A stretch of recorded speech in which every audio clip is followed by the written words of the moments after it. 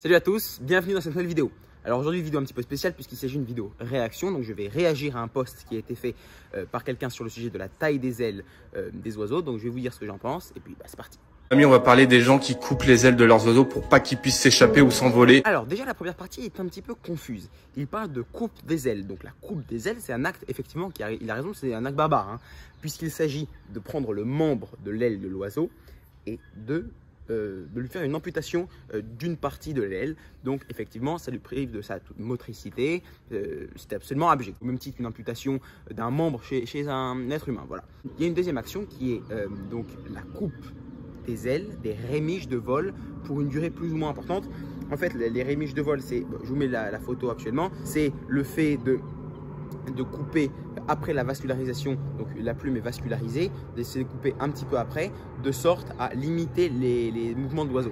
Donc ça, c'est quelque chose qui peut être envisagé dans certains cas. Je vais pas blâmer toutes les animaleries, mais c'est souvent le cas. Ils coupent un côté des ailes de leurs oiseaux qui sont élevés main pour pas qu'ils puissent s'envoler et s'échapper du magasin pour les présenter au public. Voilà, donc il précise le fait que certaines animaleries taillent du coup leurs ailes, les ailes d'oiseaux pour éviter qu'ils ne s'échappent. Parce que je verrais mal carrément couper chirurgicalement, ça peut entraîner la mort de l'oiseau et je pense que ça arrive très très peu. Mais effectivement, il y a certaines animaux qui taillent les ailes de leurs oiseaux élevés main. Alors, je vais y revenir justement pour pas qu'ils s'envolent. Alors, il y a deux types d'intervention. Un oiseau élevé main, normalement, il ne va pas avoir besoin qu'on lui taille les ailes s'il est bien apprivoisé. S'il est bien apprivoisé, il va rester en place. Donc, je ne vois pas pourquoi on lui taillerait les ailes. Pour qu'il s'envole, je ne vois pas pourquoi il s'envolerait. Bon, alors, certaines animaleries ont des oiseaux qui ont peut-être été nourris à la main, donc élevés à la main, mais qui ne sont plus très bien apprivoisés. Et pour pallier le fait qu'ils ne soient plus très bien apprivoisés, eh bien, il leur taille les ailes pour pas qu'ils s'envolent. Et donc voilà, on a des oiseaux avec les ailes taillées qui ne sont pas apprivoisés et effectivement, ça peut leur faire des problèmes cardiaques, etc. Mais le fait de tailler l'aile d'un oiseau élevé à la main, qui n'a aucune peur de l'être humain, je ne vois pas en quoi ça peut être un problème sur une période très courte. Je m'explique. Si vous souhaitez habituer votre oiseau élevé à la main, par exemple, à l'extérieur, vous n'allez pas pouvoir y parvenir ou de façon peu sûre, entre guillemets, en ne lui taillant pas les ailes. Voilà. Si vous lui taillez les ailes, vous l'habituez à l'extérieur, etc. Et ensuite, lorsque ça va repousser, et voilà, il est déjà habitué. Ça va être beaucoup plus facile. Alors, il y a d'autres moyens, mais ils ne sont pas très sûrs et il peut y avoir des accidents. Donc, voilà, moi je vous conseille, alors je ne vous conseille pas de faire ça parce que déjà il faut voir l'oiseau, il faut voir le profil de l'oiseau, il faut voir le profil d'apprivoisement de l'oiseau, mais dans certains cas ça peut avoir lieu. Mais effectivement le fait de tailler les ailes d'un oiseau qui n'est pas apprivoisé, il ne le dit pas, mais je pense que c'est ce qui sous-entend, eh bien c'est absolument pas top du tout parce que ça peut créer des problèmes cardiaques à l'oiseau, ça peut lui créer une certaine résistance à l'humain et une certaine peur. Mais le fait de tailler les ailes à un oiseau apprivoisé, qui est vraiment apprivoisé, c'est pas forcément un problème.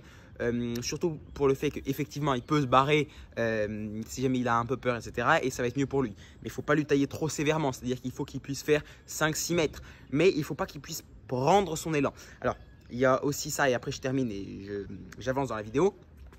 Les gens qui taillent les ailes totalement trop sévèrement, c'est-à-dire trop court, et ben effectivement ça va handicaper l'oiseau et ça va lui créer peut-être des problèmes. Mais le fait de tailler les ailes d'un oiseau pour l'habituer à l'extérieur par exemple, pour qu'il puisse faire 5-6 mètres, mais pour pas qu'il puisse vraiment prendre de hauteur et s'envoler très très haut, ça ne va occasionner aucun problème psychologique. Tout simplement de la maltraitance.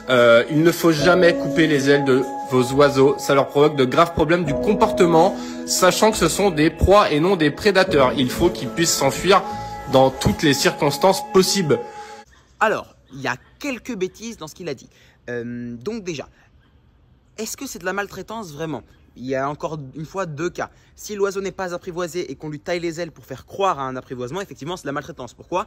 Parce que l'oiseau ne sera pas habitué à l'humain et il va voir qu'il est contraint de rester au même endroit et d'être manipulé par des gens, il ne veut pas, etc. Donc ça, absolument, c'est absolument catastrophique. Bon, maintenant, si l'oiseau est très bien apprivoisé, très joueur, très curieux et qu'on lui taille les ailes pour être vendu, moi, je ne vois absolument pas le problème. Pourquoi? Eh bien, si il a les ailes longues lorsqu'il est présenté, c'est un peu la loi du marché, c'est-à-dire qu'il doit être présenté, il doit, frelon asiatique, j'espère pas, c'est un petit peu la loi de la vente, il doit être présenté, les gens doivent le voir, le manipuler, etc. Donc, pour qu'il soit vendu dans une animalerie, donc moi je ne suis pas forcément pour la présence d'oiseaux en animalerie parce que les conditions des infrastructures etc. sont mauvaises, mais bon, le fait qu'il ait les ailes taillées, s'il est vraiment très bien apprivoisé, voilà, ça ne va pas trop lui occasionner de problème. Si c'est pas trop sévère, s'il peut encore faire 5-6 mètres encore une fois, mais il ne peut pas prendre de hauteur, donc il a une motricité qui est réduite, mais voilà, je ne vois pas trop le problème. S'il est très bien apprivoisé, encore une fois, il ne faut pas déformer ce que je dis. Alors, est-ce que ça peut mettre plus d'1 an à repousser? De façon très rare. Je m'explique. Il y a au moins 2 mues par an. La mue d'été, la mue d'hiver. Alors, il y a des petites mues entre chaque saison. Mais généralement, il y a 2 grosses mues par an entre les grosses saisons où il fait froid et les grosses saisons où il fait relativement chaud. Donc, voilà, généralement, c'est ça. Donc, vous l'avez compris, généralement, ça reste 6 mois. Alors, comment ça marche? En fait, c'est pas la plume qui va repousser, c'est-à-dire que les plumes, elles vont s'user, donc elles vont tomber. C'est un peu le même mécanisme que la transition entre une dent de lait et une dent définitive, sauf que ça a lieu plusieurs fois par an. Et pour les grosses plumes, comme les plumes des rémiges, les plumes de la queue, c'est des plumes qui sont grosses, donc qui demandent beaucoup d'énergie pour repousser. Donc voilà, ce qui se passe, c'est si la plume a été coupée un tout petit peu avant la mue, ça va durer pas longtemps, et si ça dure un peu. Et si ça a été juste après la mue, ça va durer plus longtemps. Mais qu'est-ce qui va se passer? La plume coupée, elle est toujours vascularisée. L'autre plume va pousser comme cela. Et à un moment donné, la plume coupée va arrêter d'être vascularisée et l'autre plume va grandir. Donc voilà, c'est à peu près ça le truc. Mais généralement, ça ne dure pas 1 an. C'est très très très très rare. Surtout si l'oiseau a des problèmes, des carences, des trucs comme ça. Mais généralement, ça dure 6 mois. Alors, chez les grands aras, les aras chloroptères, les trucs comme ça, ils ont des plumes qui peuvent être plus de 50 cm, etc. Et effectivement, ça demande énormément d'énergie, donc ça peut durer plus d'1 an. Même chez des perruches, certaines grosses rémiges comme ça, ça peut demander du temps. Mais 1 an, je n'irai pas jusque-là. Je dirais plus 6 mois, entre 6 et 8 mois maximum. Une magnifique perruche à collier qui vient se poser. Voilà. C'est un mâle, on le reconnaît grâce à la présence du collier juste là, collier noir. Voilà, je vous le montre. Magnifique. Alors voilà, c'est des oiseaux ça qui ont été qui se sont très bien adaptés au climat français, notamment en France. Il y a des perruches donc des Myopsita monachus, donc des conures souris qui ont été introduites en Espagne, à Barcelone notamment, et en France, dans l'ensemble de la France, dans les zones relativement urbanisées, on peut voir des perruches souris comme ça, des perruches à collier, donc Myopsita crameri, il me semble, qui se plaisent plutôt bien, des couples, etc. Donc voilà. Donc ça peut mettre plus d'1 an à repousser, donc l'oiseau pendant plus d'1 an il n'a pas ses capacités de vol, donc l'oiseau il devient complètement cassé. Après il y a beaucoup de gens qui s'étonnent d'avoir des oiseaux qui ont des problèmes de comportement. Et ben les amis, le problème peut être dû à ça. Donc voilà, parenthèse fermée. Donc on reprend la suite.